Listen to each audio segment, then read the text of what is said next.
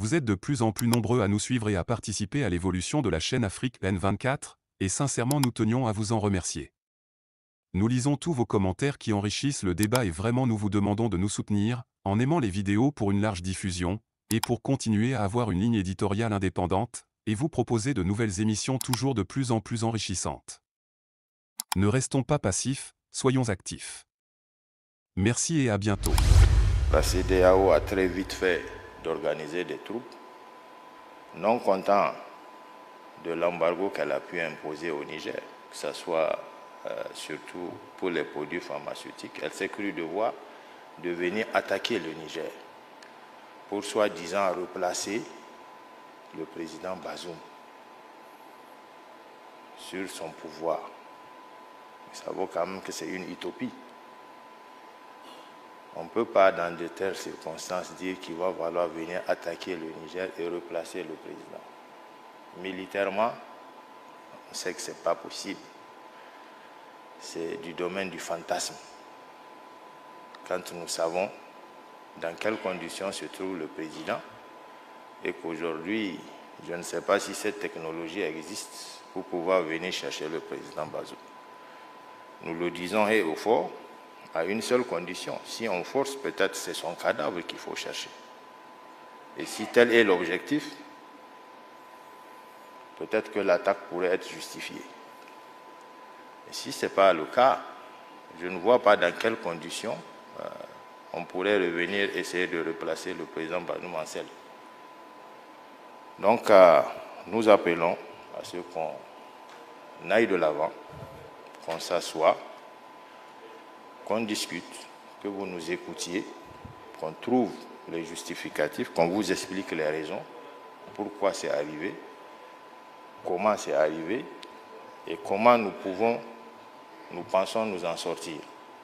Je pense qu'aujourd'hui, ce forum, essentiellement, se pose la question fondamentale de savoir comment sortir de cette situation. Nous l'avons dit, nous sommes venus essentiellement pour un problème sécuritaire qui date de plus de 10 ans. Nous voulons le résoudre très rapidement. Mais vous connaissez la situation du Niger. Il y a des économistes ici parmi vous qui savent un peu ce que c'est que le Niger, à tout point de vue. Donc, par rapport à ça, vous savez très bien que ce n'est pas quelque chose qui peut se régler en 6 mois ou en 9 mois. Si cela pouvait être possible, nous avons eu plus de 5000 partenaires français qui avaient été annoncés dans le Sahel depuis plus de 10 ans, qui ne sont pas arrivés à résoudre le problème. Et pourtant, qui connaît la capacité de la France? Donc, nous avons pris sur nous de dire qu'on ne va pas dépasser 3 ans. On ne dépassera pas 3 ans. Et nous savons que c'est assez réaliste. C'est vous qui êtes les experts. Vous pouvez apprécier. Et aussi, même dans ce délai que nous avons pris, c'était de demander que le forum auquel nous allons appeler la population, le peuple nigérien, le forum inclusif, qui sera convoqué sous peu, pourra décider autrement. S'il décide que c'est moins de 3 ans, ce serait moins de 3 ans. Donc voilà ce que nous, on a dit concernant cette sortie de crise. Maintenant, on s'est fixé un délai. Nous voulons, en réaction, que la communauté internationale nous accompagne, mais pas de continuer à imposer ces sanctions qui sont vraiment d'une autre nature sur le Niger.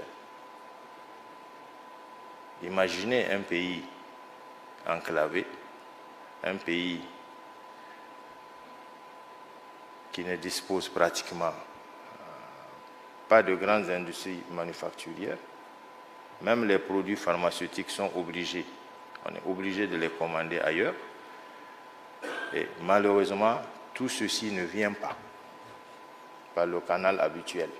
Donc il y a des restrictions et il y a des difficultés qui arrivent.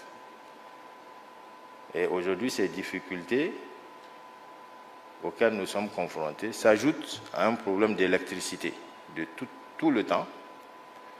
Une partie de l'électricité est fournie par le Nigeria, il ne faut pas se voiler la face. Du jour au lendemain, le Nigeria coupe l'électricité. Alors qu'en réalité, chaque mois, le gouvernement nigérien paye sa facture d'électricité au Nigeria. Chaque mois. Donc on ne comprend pas dans cette dynamique de quel droit peut s'arroger le Nigeria de couper l'électricité au Niger. Imaginez un peu le nombre de morts que cela a pu causer dans les hôpitaux nigériens avant qu'on ne puisse se saisir de cette problématique. Donc c'est un peuple résilient qui est là-bas, qui attend d'être compris. Likez la vidéo si ce n'est pas déjà fait. Laissez aussi votre point de vue en commentaire. Abonnez-vous et cliquez aussi sur la petite cloche de notification pour ne rien rater de nos prochaines vidéos. N'oubliez pas de partager aussi la vidéo et de la liker.